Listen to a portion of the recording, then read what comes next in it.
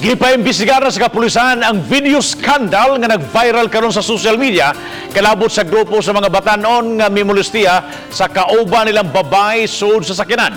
Giingon nga tinunan sa usa ka universidad ang usa ka lalaki o usa ka babae nga ilang gibiktima.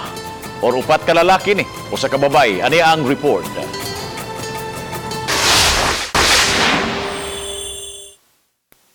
Sa video, makita ang grupo sa mga batanong lalaki nga saba usab kaayo.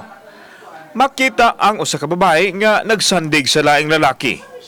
Ang babae daw ay umoy nga wa nay sapot og gimolistiya sa lalaki. Una nag-viral ang video sa social media apan gitangtang na. Samtang gipahibaw ni Police Brigadier General de Bolsinas nga dili nila palabyon ang gihimo sa grupo busa mimando kini og imbestigasyon. Kini bisan og wa pa sila makadawat og complaint gikan sa biktima. Ako sa tong AI pa-identify sa mua katong nag-viral to, then i-check na mo kung unsa tong gipost to, then i-identify kung kinsa tong mga tao sa pictures. From there, alam na namo kung anong gusto.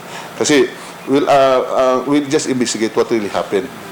Suma ni General Sinas, adunay pamaagi nga gamiton ang PNP sa pag-trace sa mga nangmolistiya sa babae o sa nag-upload sa video.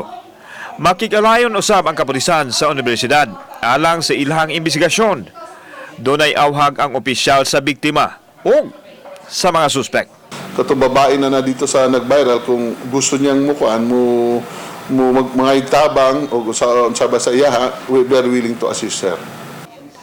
Kauban si Godfrey Relien, ako si Alan Domingo. Balitang Bisdak.